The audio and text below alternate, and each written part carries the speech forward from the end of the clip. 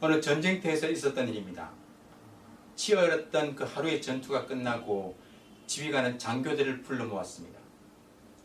그날의 전투 상황에 대해서 평가하고자 한 것이죠. 지휘관은 어느 군인이 그날 가장 뛰어났는지 생각들을 말해보라고 했어요. 어느 장교는 그날 용감하게 싸우다 전사한 군인이 가장 뛰어난 군인이었다고 말했습니다. 다른 장교들 역시 자기 나름의 기준으로 생각을 말했습니다. 하지만 지휘관은 이렇게 말했습니다. 여러분 모두가 틀렸다. 오늘 전장에서 최고의 군인은 적을 죽이려 칼을 내리치려는 순간 퇴각 나팔 소리를 듣고 칼을 거두며 즉시 후퇴한 군인이다. 지휘관의 명령에 복종하는 군인이 가장 뛰어난 군인이다. 여러분들은 어떻게 생각하십니까? 우리는 하나님 나라를 살아가는 백성입니다. 어떤 측면에서는 공중의 권세 잡은 자와 영적 전투를 벌이는 하나님의 군대라고 할 수 있죠. 하나님의 군사로서 우리에게 가장 중요한 것은 하나님의 말씀에 대한 순종입니다. 출애굽한 이스라엘은 광야에서 하나님의 군사로 훈련받고 있었어요. 그들은 번번이 실패했지만 하나님은 참으시고 그들을 계속해서 훈련시키셨습니다. 어제 말씀에서 우리는 이스라엘이 불평과 원망으로 또 모세에 대한 비난으로 반응하는 것을 보았습니다. 먹을 것이 없어 오히려 애굽에서 죽는 것이 좋았을 것이라 원망하며 모세를 비방했던 것이죠. 이로 인해서 모세가 하나님께 부르짖자 하나님은 하늘에서 양식을 비처럼 내려주겠다 말씀하셨습니다. 실제로 저녁에는 메추라기로 그리고 아침에는 만나로 하나님은 이스라엘을 먹이셨어요. 전적인 하나님의 은혜였습니다. 이스라엘은 아무 자격이나 공로가 없었지만 하나님께서 은혜로 채우시고 또 돌보셨어요. 하지만 이 은혜 가운데 하나님은 이스라엘 백성을 시험하고자 하셨습니다. 그들이 하나님의 말씀을 순종하는지 순종하지 않는지 확인하고자 하신 거예요. 하나님은 이스라엘에게 매일 일용할 양식만 거두라고 하셨습니다. 그리고 그 다음 날까지 남겨두지 말라고 하셨어요. 하지만 어제 본문에서 이스라엘은 그 말씀에 순종하지 않았습니다. 아침까지 두었을 때 벌레가 생기고 냄새가 났습니다. 썩어버린 거예요. 이로 인해 모세는 그들에게 노했다고 말씀하죠. 하지만 만나의 은혜에는 다른 명령도 주어졌습니다. 하나님은 하루치 양식만 거두라고 하셨지만 안식일 전날은 예외로 하셨습니다. 안식일 전날에는 이틀치 양식, 이틀치 분량을 거두도록 말씀하셨어요. 안식일에는 만나가 내리지 않을 것이기 때문이었습니다. 우리는 안식일을 생각할 때 단순히 사람이 일하지 않는 것에만 초점을 맞추는데요. 구약의 안식일 규례를 보면 그 초점은 인간에게 있는 것이 아니라 하나님께 있습니다. 하나님께서 일하지 않으신 거예요. 본문에서도 이스라엘이 안식일에 만나를 구하러 나가지 않아야 하는 이유는 하나님이 이날에 만나를 내리시지 않기 때문이었습니다. 하나님이 일하시지 않는 거예요. 안식일 규례는 하나님께서 일을 멈추신 것을 따라 같이 멈추는 것이었습니다. 이스라엘은 하나님의 본을 따라 안식일을 지켜야 했어요. 이를 통해 하나님은 이스라엘이 하나님을 신뢰하고 순종하는 것, 그것을 보기 원하신 겁니다. 하지만 이스라엘 백성들 가운데는 안식일에도 만나를 거두려고 나간 자들이 있었습니다. 결국 그들은 빈손으로 돌아왔어요. 그들은 그 전날 이틀치 양식을 거두었기 때문에 안식일 아침에 먹을 양식이 충분했습니다. 그런데 왜 나갔을까요? 주중에 아침까지 그 남겨둔 것과 마찬가지로 쌓아두려 한 거예요. 안식일에 일어나 보니까 그 전날 거두었던 것이 그대로 있거든요. 썩지 않고 그대로 있거든요. 그러니까 더 거두어서 더 많이 쌓아두려 한 것입니다. 인간의 죄악된 본성이죠. 다른 이보다 더 가지려 하고 다른 이보다 더 쌓아두려 한 것입니다.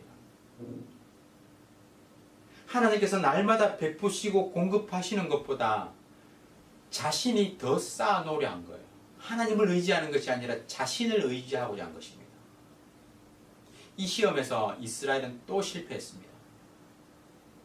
앞에서는 모세가 화를 냈지만 오늘 본문에서는 하나님도 화를 내시죠. 28절 말씀입니다. 여호와께서 모세에게 이르시되 어느 때까지 너희가 내 계명과 내 율법을 지키지 아니하려느냐. 하나님의 안타까움과 분노가 느껴지십니까? 여전히 의심하고 여전히 불순종하는 이스라엘에게 하나님은 분노하시는 거예요. 하나님께서 주신 만나는 일용할 양식이었습니다. 그날 하루를 살아가는 데 필요한 양식이었어요. 이를 통해 이스라엘은 하나님을 의지하는 법을 배워야 했습니다. 이것이 하나님의 방법이었어요. 하나님께서 창조하신 이 세계에서 우리는 하나님이 허락하신 것을 누리고 있습니다. 하지만 그것을 한없이 쌓아두는 것은 하나님을 불신하는 것입니다. 지나치게 큰 곳간을 짓고 쌓아두는 것은 날마다 공급하시는 하나님을 의심하는 거예요. 성경을 보십시오. 무엇을 먹을까, 무엇을 마실까, 무엇을 입을까 염려하지 말라고 하셨습니다. 하나님께서 먹이시고 하나님께서 입히시기 때문이에요. 미래를 준비하고 대비할 필요가 없다는 말이 아닙니다. 그것은 성경에서 말하는 지혜입니다. 하지만 자기 욕심을 위해서 지나치게 쌓아두려 하는 것은 믿음 없음의 증거이자 하나님에 대한 불신이라는 거예요. 성경은 탐욕에 대해서 지나칠 정도로 경계하고 있습니다. 보물을 땅에다 쌓아두지 말라고 하죠. 왜입니까? 좀이 먹고 또 녹이 쓸고 도둑이 훔쳐가기 때문입니다. 우리는 일상적인 필요를 위해서 하나님을 의존하는 것, 하나님을 의존하는 법을 배워야 하는 것입니다. 훈련해야 하는 거예요. 이스라엘은 계속된 시험에 실패했고 또 모세의 분노를 사고 하나님의 분노마저 사게 됩니다.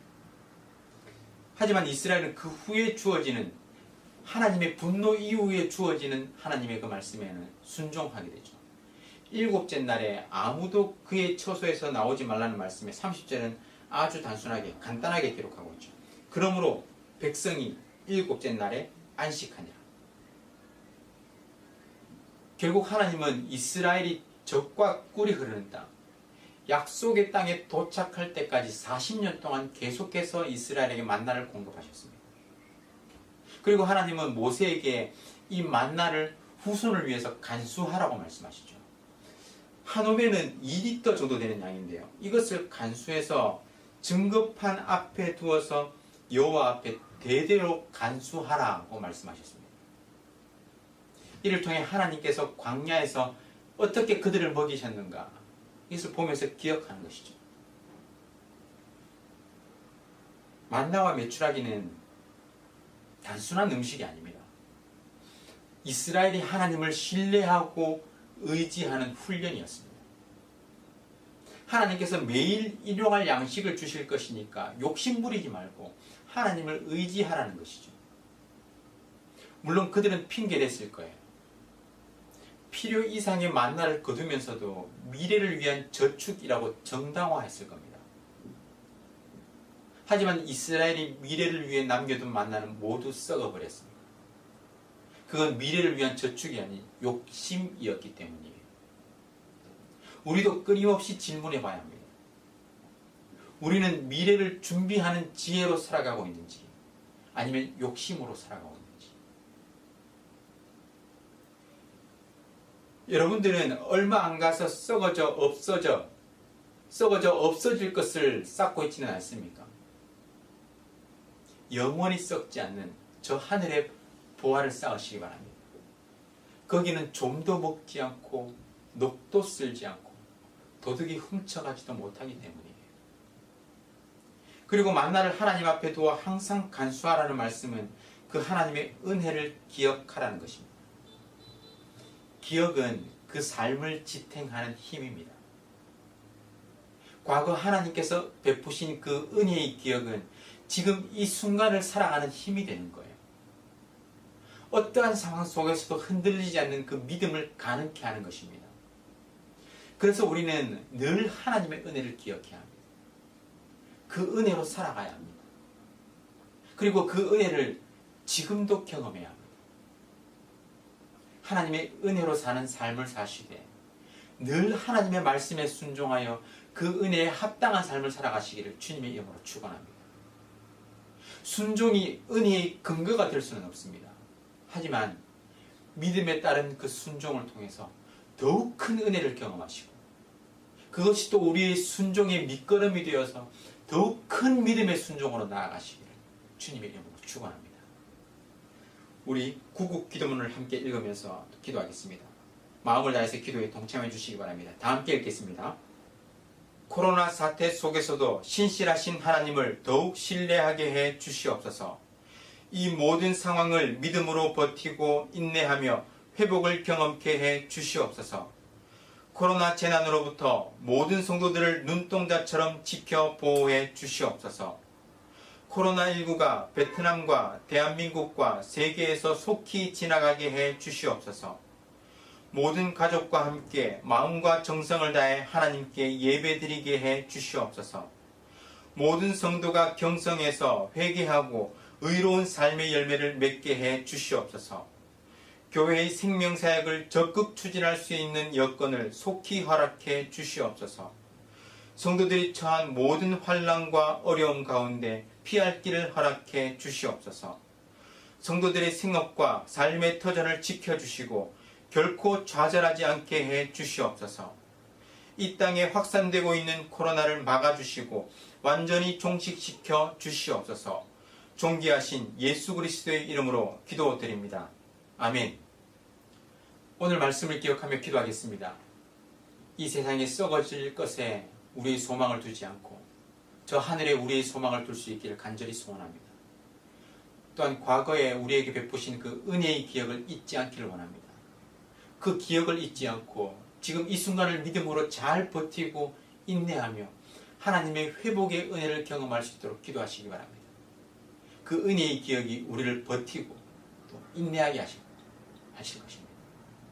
그리고 구국 기도문으로 나라와 민족과 교회의 회복을 위해서 각 개인과 가정의 기도 제목을 가지고 다 함께 간절하게 기도하겠습니다.